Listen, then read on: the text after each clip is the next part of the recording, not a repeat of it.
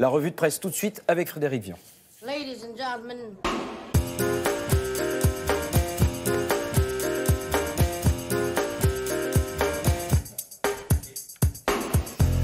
Et actualité oblige, on attaque tout de suite avec l'hommage. Oui, il y a deux actualités principales.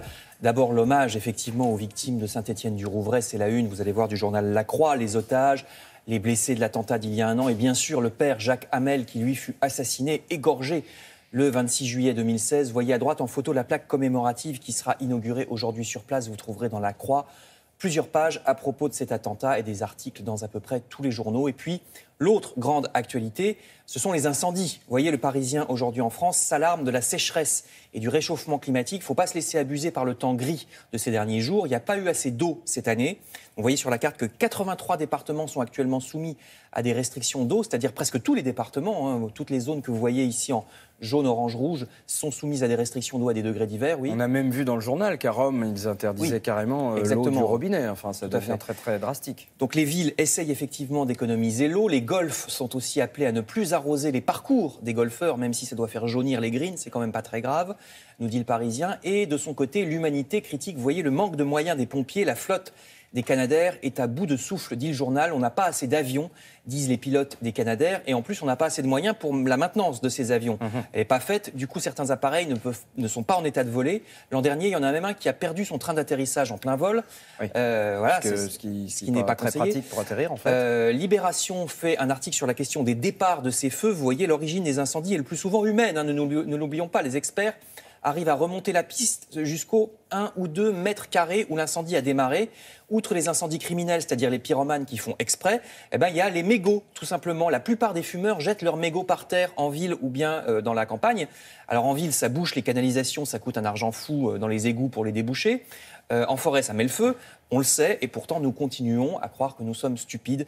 Même chose avec les algues vertes. Vous lirez dans l'Humanité que la pollution aux algues vertes n'en finit pas, même si on n'en parle presque plus. Vous voyez une photo ici des Côtes d'Armor. Là aussi, on sait exactement quel est le problème. Trop de pollution déversée dans la mer, trop de nitrates issus de l'agriculture intensive et des grands élevages industriels de bétail. On le sait, et pourtant on continue à se demander, je vous le disais, si nous sommes totalement stupides. Et justement, Libération pose cette question de manière directe. Est-ce qu'on est effectivement de plus en plus stupide ? Ouais, non, mais de plus en plus, c'est surtout ça le truc. Notre quotient intellectuel est en baisse. Eh ouais. Alors le français ou mondial ? Alors là, ça parle de la France, mais ce n'est pas une exclusivité française. Autrefois, il augmentait chaque année. C'est surtout ça qui est important. Notre QI augmentait chaque année. Et là, il est en baisse depuis quelques années. Vous savez comment on le mesure, hein, c'est des tests de logique. Les Français ont perdu 4 points, vous beaucoup plus apparemment, je vois. C'est malin. Il y a même une baisse de carrément 7,5 points de QI chez les gens qui sont très exposés à la pollution. Parce que c'est un des éléments, la pollution, la vie moderne, nuisent à notre intelligence et à notre cerveau. Bah oui, bien sûr, les perturbateurs endocriniens, on ne vit pas de manière très saine, donc le cerveau s'encrasse. Oui, c'est vrai.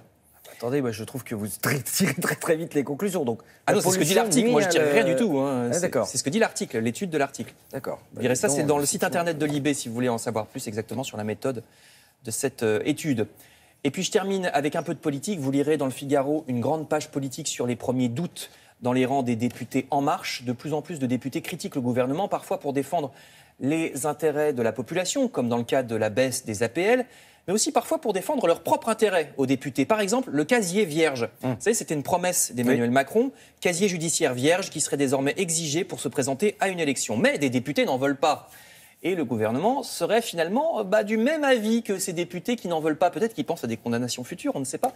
La ministre de la Justice a déclaré qu'en fait, c'est peut-être anticonstitutionnel de demander un casier vierge avant de se présenter à une élection. Alors certains députés de gauche ont ironisé en disant qu'on aurait pu se rendre compte avant la présidentielle et avant de faire cette promesse, si effectivement ce n'est pas constitutionnel. Je vous renvoie au Figaro qui vous dira tout ça. En tout cas, vous avez un casier très absolument vierge. Je l'ai vu ce matin, il n'y a vraiment pas... Vous savez que pour être journaliste, il faut un casier vierge. Oui, c'est vrai. Bien sûr. Non, c'est pas une blague, hein, c'est vrai. Oui, quand on demande la carte de presse, il faut un casier vierge. Ça, tout de suite, c'est terminé parce que je ne vais pas pouvoir continuer à présenter. Vous ne saviez pas, mais c'est vrai, c'est pas une blague. Je ne savais pas du tout et je pense que ça va être très très dur de continuer. Bon.